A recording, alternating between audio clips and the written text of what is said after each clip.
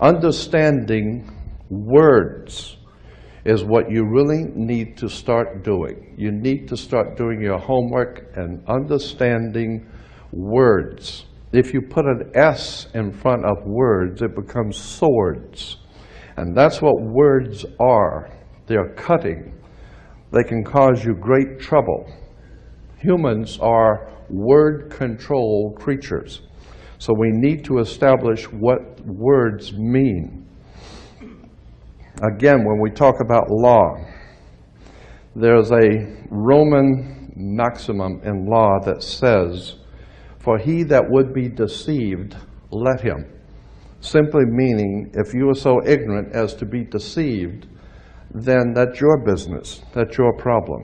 So you need to do your homework and find out what words mean, especially in relation to law and government. Because there is a world of occultism that is operating today throughout the world, in which you use certain words, and when those words are used in a court, they don't mean the same thing at all. Understanding law and the words of law, there are two things that this planet has: water and earth, water and land. Consequently, there are two kinds of law: the law of the land and the law of water. You've heard the term law of the land, but in point of fact, that's precisely what this word means, law of the land, because it is the people who live on land. And that is opposed to something else called the law of the high seas, or the law of water. You need to understand the difference. The law of the land is the law of the culture that lives on the land. And so consequently, the law of the land is different in every country. You can do things in America you can't do in Russia. You can do things in Africa you can't do in England. So the law of the land is the law of the culture that lives on that particular land. However, there is a higher law that dominates the entire world. It's called the law of the water, or the law of the high seas. The law of water is referred to as the law of money. It doesn't matter what color you are, where you're from, or where you live. Money is money. And anytime you're doing banking or using money, you are now under the law of water, maritime admiralty. If you go back in history, in ancient history, where all of this began, back in the land of Canaan, and you probably have heard in the Bible, the land of Canaan.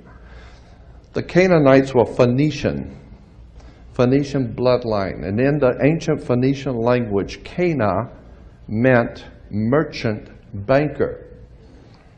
The very word merchant comes from mer, M-E-R, for the sea, for water.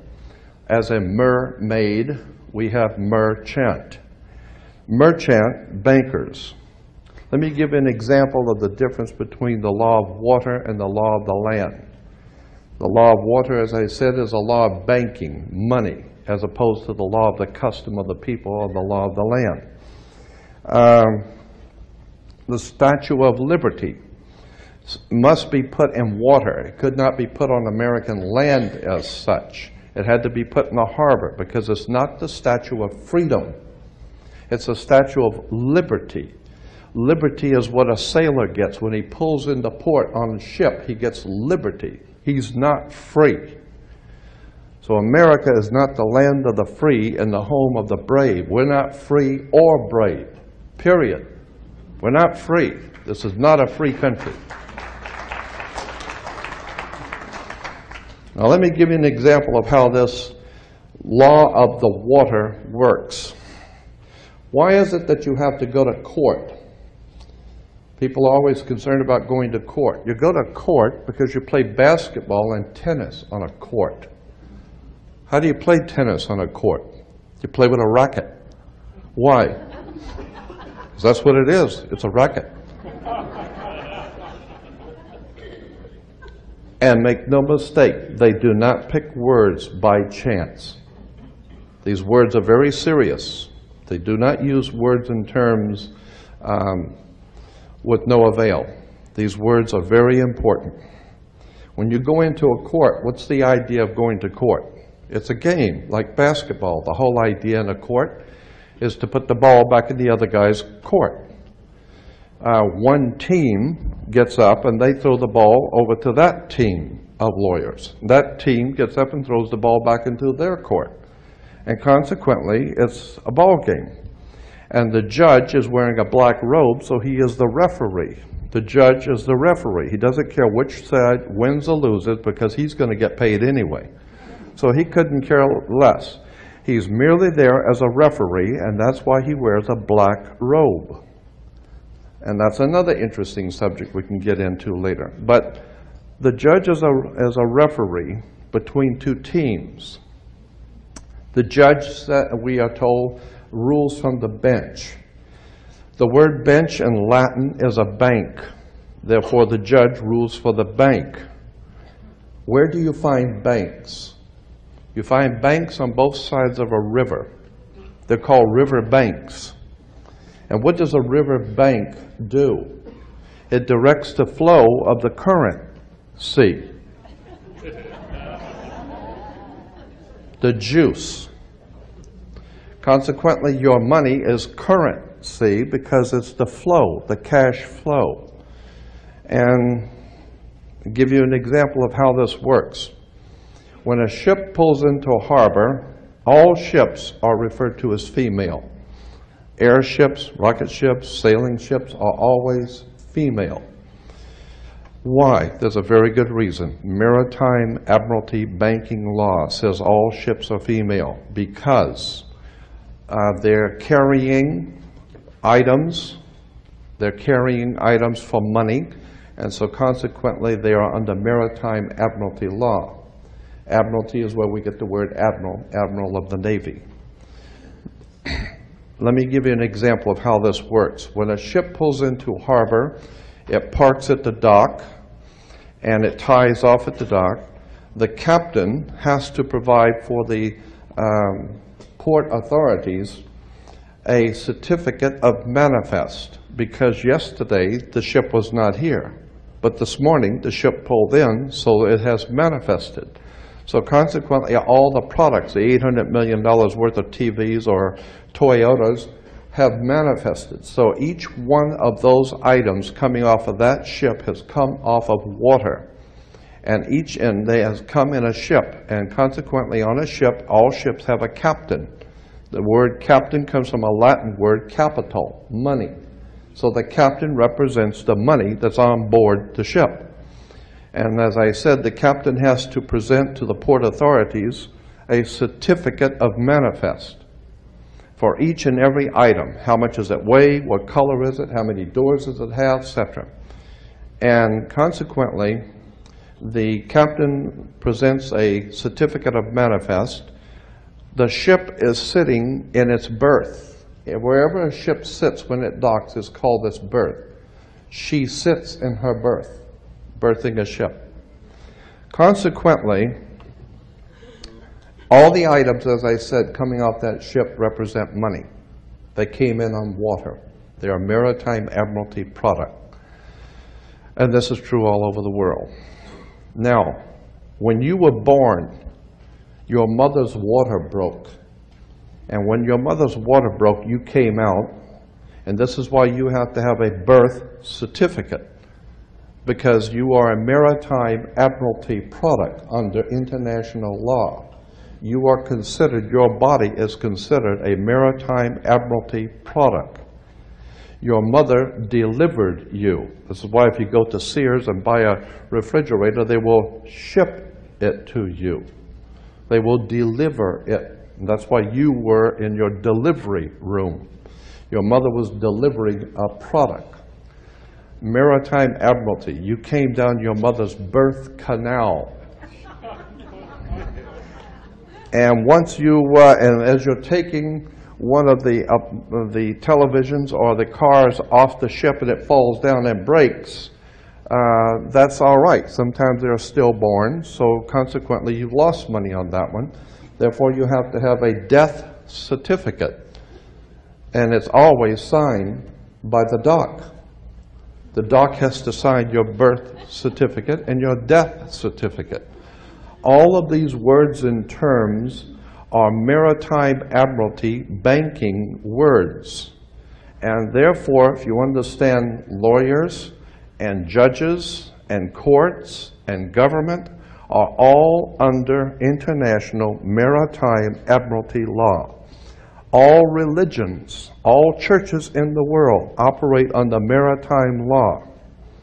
This is why all churches are divided into denominations, like 20s and 50s and 100s.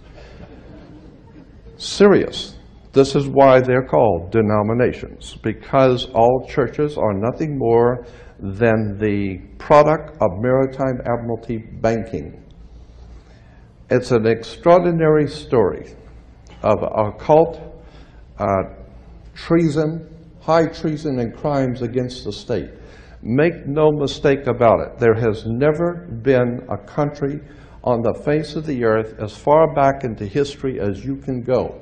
There has never existed a country in which the people rose up and demanded their right to be free. Never.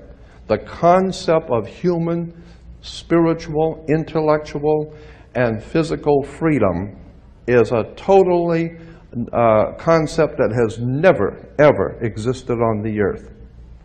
The only time that has ever come into existence was the founding of this country, where it was understood that we were sovereigns and we owned our bodies, and consequently, since 1868, we're now on the International Maritime Admiralty Law.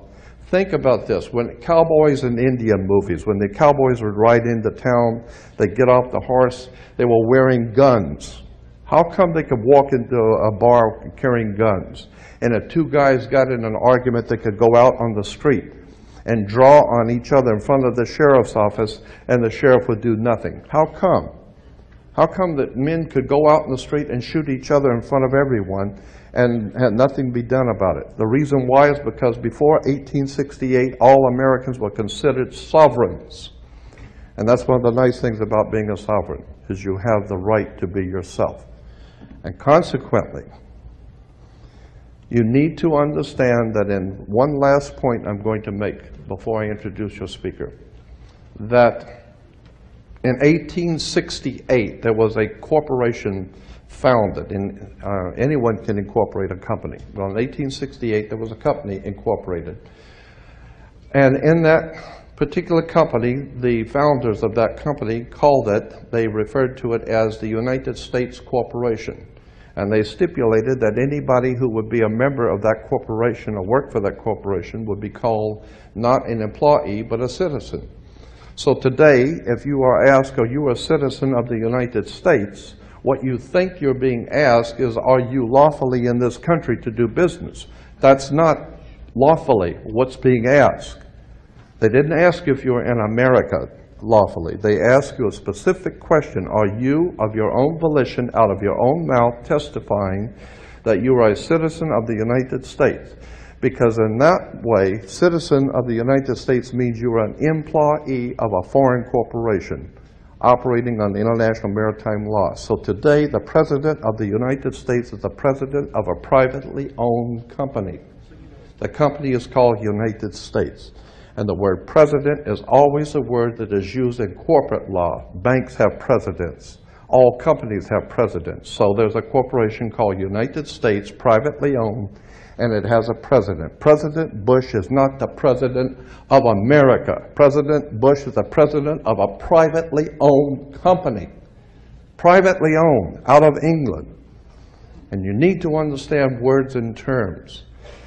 Because I believe that there is a divine presence in the universe that men call God, and one day that divine presence is going to move on the earth, and we're going to see freedom come back to this world. And when it does, you're going to need to understand words and terms and how they have been used to trick you.